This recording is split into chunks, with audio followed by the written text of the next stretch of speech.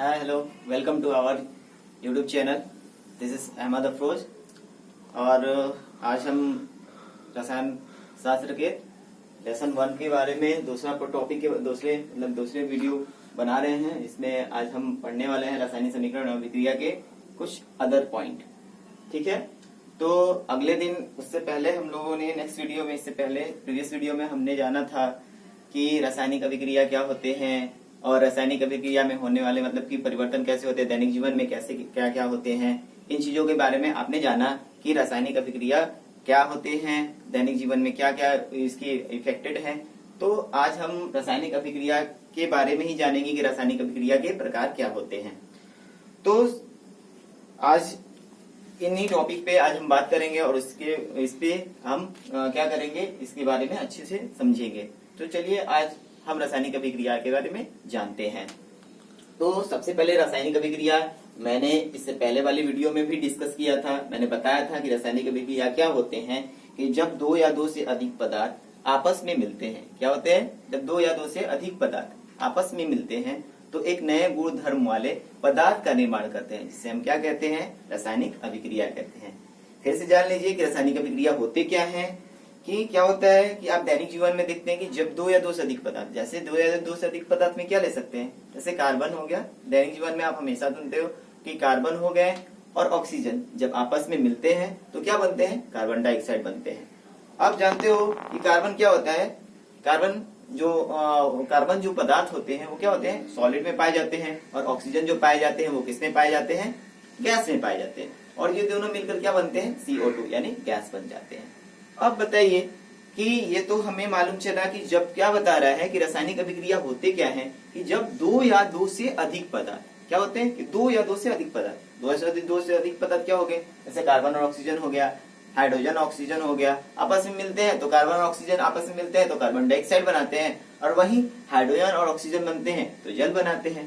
मैंने बताया था कि हाइड्रोजन जो होता है वो क्या होते हैं? जलता है। ठीक है ना।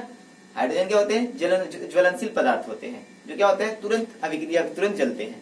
और ऑक्सीजन क्या करता है? उसमें साथ देता है, यानी आग लगाने में साथ देता है। जैसे आग तो पहले से क्या हुई है, फॉर एग्जाम्पल ले लो कि दुख है, ठीक ना, तकलीफ है और उसमें और तकलीफ आकर बढ़ा देना। ठीक है ना। तो यही काम क्या करता है? हाइड्रोजन ऑक्सीजन करता है और उसके फलस्वरूप क्या बनता है? जल बनता है, जो क्या करता है? इन दोनों को बुझाने का काम करता है, यानी क्या करता है? इनको शांत कर देता है। तो चलिए अब हम डिस्कस करते हैं अभी फिर से कि रासायनिक अभिक्रिया होते क्या है। पॉइंट बाय पॉइंट हम लोग जानते हैं कि रासायनिक अभिक्रिया होते क्या है। तो रासायनिक अभिक्रिया जब दो या दो से अधिक पदार्थ मिलकर एक या उससे अधिक नए गुण धर्म वाले पदार्थ का निर्माण करते हैं, जिसे हम क्या कहते हैं? रासायनिक अभिक्रिया कहते हैं। मैं पहले बता चुका हूं रासायनिक अभिक्रिया जैसे में हाइड्रोजन हो गए, ऑक्सीजन हुआ, मिलकर क्या बनाया? जल बनाया। क्या बनाया? जल बनाया। तो ये तो आपको दिख रहा है कि हाइड्रोजन ऑक्सीजन मिल रहे हैं, जल बना रहे हैं। तो मैंने बताया था कि कोई भी इस दुनिया में, इस संसार में कोई भी ऐसी चीजों का निर्माण नहीं किया गया है जिसका पार्टीशन ना हुआ हो, यानी जिसको अलग अलग न किया गया हो।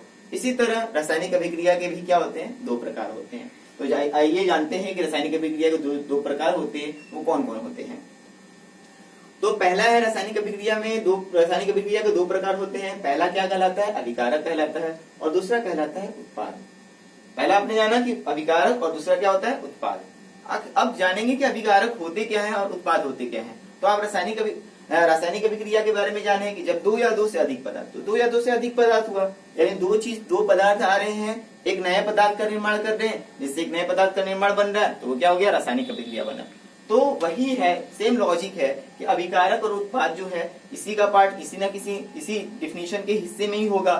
तो चलिए अब जानते हैं अभिकारक होता क्या है। तो ऐसे पदार्थ जो रासायनिक अभिक्रिया में भाग लेते हैं, क्या कहते हैं? ऐसे पदार्थ जो रासायनिक अभिक्रिया में भाग लेते हैं। तो भाग लेते कौन भाई?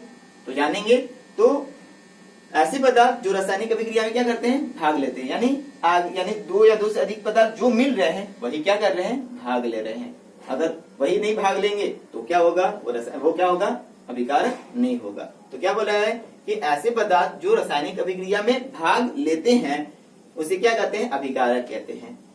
फिर उसके बाद हम जानते हैं point number 2। Point number 2 divide जो हुआ रासायनिक अभिक्रिया दो प्रकार जो होते हैं, उसमें दूसरा जो पॉइंट है वो उत्पाद है। उत्पाद होता क्या है कि ऐसे पदार्थ जिनका निर्माण रासायनिक अभिक्रिया में होता है, यानी रासायनिक अभिक्रिया में होता है, यानी नए गुणधर्म जो बन रहा है वही क्या हुआ, उत्पाद हो गया। तो यहाँ पे हम एग्जाम्पल, फिर से एग्जाम्पल लेते हैं कि एक एग्जाम्पल लेते हैं, जब कार्बन को ऑक्सीजन के साथ अभिक्रिया कराते हैं तो कार्बन डाइऑक्साइड बनता है। जब क्या करते हैं, कार्बन और ऑक्सीजन, तो क्या हो गए, दो पदार्थ हो गए, आपस में मिलने के बाद एक नया पदार्थ बना, जो क्या बना, कार्बन डाइऑक्साइड बना। क्या बना, कार्बन डाइऑक्साइड, कार्बन डाइऑक्साइड। ठीक है, तो यहाँ पे क्या होता है कि ऐसे पदार्थ जो रासायनिक अभिक्रिया में भाग लेते हैं, तो रासायनिक अभिक्रिया में भाग कौन ले रहा है, कार्बन और ऑक्सीजन। जो क्या कर रहे हैं, एरो जो होता है वो क्या होता है, इन दोनों में अभिक्रिया कराता है, यानी जोड़ने का काम करता है। जब जुड़ते हैं तो क्या बनता है, कार्बन डाइऑक्साइड बनता है। तो क्या बता रहा है, उत्पाद क्या कर रहा है कि ऐसे पदार्थ जिनका निर्माण रासायनिक अभिक्रिया में होता है, जिनका निर्माण रासायनिक अभिक्रिया में होता है, इसे क्या कहते हैं, कार्बन डाइऑक्साइड कहते हैं। तो मुझे आशा है कि आपको इतना समझ में आया होगा। ठीक है, तो फ्रेंड्स अब चलते हैं आगे रासायनिक समीकरण के बारे में। तो रासायनिक समीकरण वही है जो रासायनिक अभिक्रिया कहलाता है। तो रासायनिक अभिक्रिया को ही हम क्या कहते हैं, रासायनिक समीकरण, यानी इसे रासायनिक समीकरण द्वारा क्या करते हैं, निरूपित करते हैं। पॉइंट नंबर 1, रासायनिक समीकरण में पॉइंट नंबर 1 पहला क्या है कि रासायनिक समीकरण के अभिकारक एवं उत्पाद। क्या होता है कि रासायनिक अभिकरण के अभिकारक, रासायनिक समीकरण को ही क्या कहते हैं, हम रासायनिक अभिक्रिया कहते हैं। तो रासायनिक समीकरण में भी अभिकारक उत्पाद आएंगे। तो क्या होगा कि रासायनिक समीकरण में के अभिकारक एवं उत्पाद में पदार्थों के प्रतीक क्या होते हैं कि जब हम किसी चीज को, जब किसी नाम को हम सिंबलाइज करते हैं, जैसे कार्बन मैंने बोला, कार्बन, इसे क्या कहते हैं, कार्बन को कैसे लिखते हैं, कार्बन। अब इसे हम क्या करते हैं, सिंबलाइज किए, यानी प्रतीक में चेंज किए, तो इसे क्या शॉर्ट में क्या लिखते हैं, सी। तो यही हमारा क्या हुआ, प्रतीक हुआ।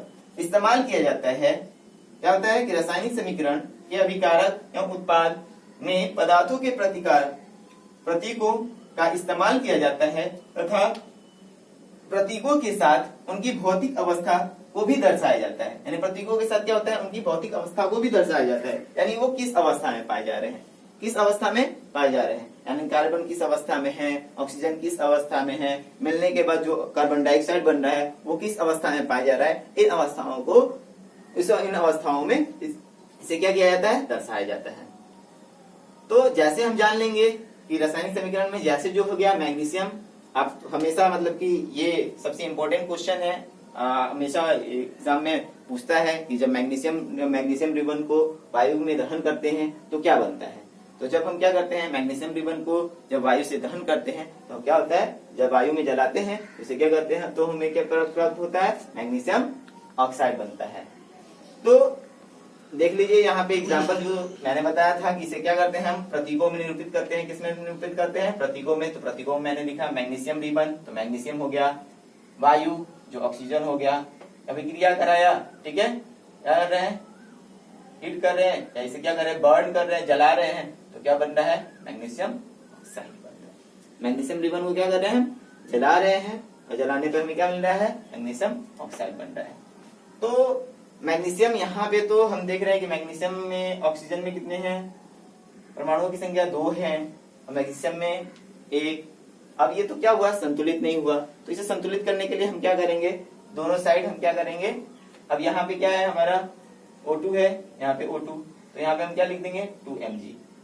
यहाँ से अभिक्रिया करेंगे, यानी अभिक्रिया कराने का 2MgO, यानी मैग्नीशियम के 2 परमाणु, ऑक्सीजन के 2 परमाणु, दोनों आपस में मिल गए, यानी क्या हो गया, समीकरण संतुलित हुआ। अब हम जानेंगे कि भौतिक अवस्था को भी दर्शाया जाता है। ये भौतिक अवस्था होता क्या है, ठीक है, कि भौतिक अभिक्रिया आपने जाना है। भौतिक अभिक्रिया के बारे में इससे पहले मैं डिस्कशन कर चुका हूँ, बता देता हूँ फिर से कि भौतिक अभिक्रिया क्या होते हैं। कि ऐसे अभिक्रिया जिसमें नए पदार्थ का निर्माण हो, नए पदार्थ का निर्माण नहीं होता हो ना, जब 2 या 2 से अधिक पदार्थ आपस में मिलते हैं, मिलने के बाद नए पदार्थ का निर्माण करते हैं और फिर पुनः उसी अवस्था में चले जाते हैं, वही क्या कहलाता है, भौतिक परिवर्तन कहते हैं उसे, ठीक ना। तो इसमें क्या, सबसे पहले एस से सिंबलाइज करते हैं सॉलिड को, एल से लिक्विड को, जी से गैस को, और ए से एक्यू से एक्वियस को, जिसे जलीय विलयन कहते हैं। क्या कहते हैं? जलीय विलयन कहते हैं। चलिए रासायनिक समीकरण को संतुलित कैसे करना सीखेंगे। तो रासायनिक समीकरण को सबसे पहले हम एग्जाम्पल लेते हैं। क्या है? ये लोहा है और ये क्या है? जल। जब हम आपस में विक्रिया करा रहे हैं तो फेरिक ऑक्साइड बन रहा है और हाइड्रोजन गैस क्या हो रहा है? बाहर निकल रहा है। तो ये कैसे, अब इसे हमें क्या करना है? संतुलित करना है। हम देख रहे हैं कि यहाँ पे लोहे का जो नंबर ऑफ एटॉमिक नंबर जो है वो 3 है, इसमें क्या है? 1। हाइड्रोजन का कितना है? 2। ये तो संतुलित है। ऑक्सीजन यहाँ पे 4, यहाँ पे 1। तो इसे संतुलित कैसे करेंगे? इसे संतुलित करने का सबसे इजी सा ट्रिक है। सबसे पहले हम क्या करेंगे? एक बॉक्स लेंगे, उसमें एलिमेंट्स यानी तत्व, फिर अभिकारक, और फिर उसके बाद क्या है हमारा? उत्पाद। ठीक है।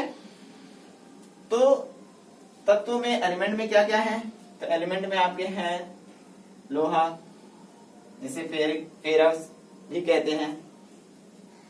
इससे पहले वाली वीडियो में मैंने बताया था फेरस के बारे में। रिक होगा तो 3 होगा, अस होगा तो 2 होगा। फिर उसके बाद क्या है? हाइड्रोजन। फिर उसके बाद क्या है? ऑक्सीजन। चलिए अब यहाँ पे क्या है? सबसे पहले यहाँ पे लिखना है अभिकारक में कितने हैं? Number of atom 1। इसमें कितने हैं? 3। चलिए यहाँ पे हाइड्रोजन में कितने हैं? 2 अभिकारक में। उत्पाद, ये अभिकारक कहलाता है। अभिकारक मैंने बताया है आपको, ये अभिकारक हो गए। ठीक है। और ये क्या है? उत्पाद। उत्पाद। ठीक है। तो हाइड्रोजन कितने हैं? 2। इधर कितने हैं? 2। चलिए यहाँ तो ये वैलेंस हो गया। अब यहाँ पे क्या है? ऑक्सीजन। अभिकारक में कितने हैं? 1 और उत्पाद में कितने हैं? 4। कितने हैं? 4। अब बताइए इसे कैसे हम क्या करेंगे? इसको बराबर करेंगे। तो यहाँ पे कितना है हमारे पास? सबसे पहले वाले एलिमेंट को देखेंगे तो लोहे का कितना है?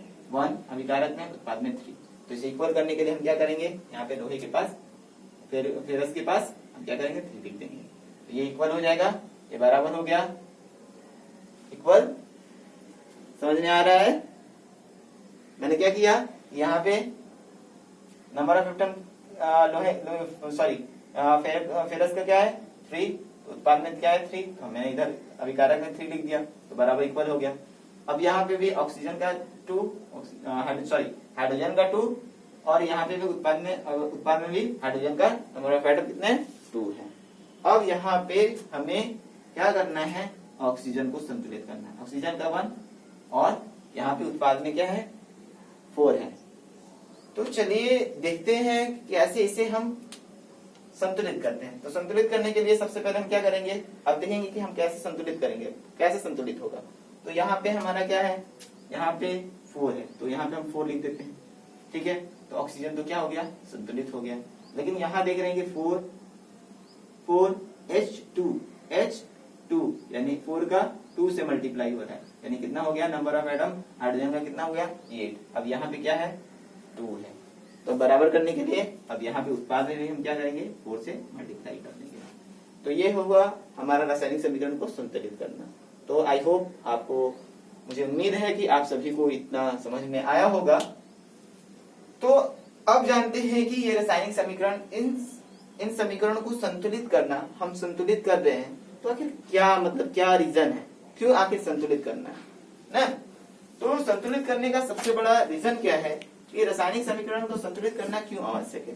तो सबसे पहले द्रव्यमान संरक्षण के नियम के अनुसार किसी भी रासायनिक अभिक्रिया में नहीं द्रव्यमान का निर्माण होता है और नहीं विनाश होता है। कोई भी द्रव्यमान संरक्षण का सिद्धांत, इससे पहले वाले यानी नेक्स्ट प्रीवियस क्लास में आपने पढ़ा होगा द्रव्यमान संरक्षण के सिद्धांत में कि किसी भी रासायनिक अभिक्रिया में न ही द्रव्यमान का निर्माण होता है और न ही इसे विनाश कर सकते, नहीं बना सकते हैं, नहीं इसे क्या कर सकते हैं? डिस्ट्रॉय कर सकते हैं। तो भाई क्या कर सकते हैं?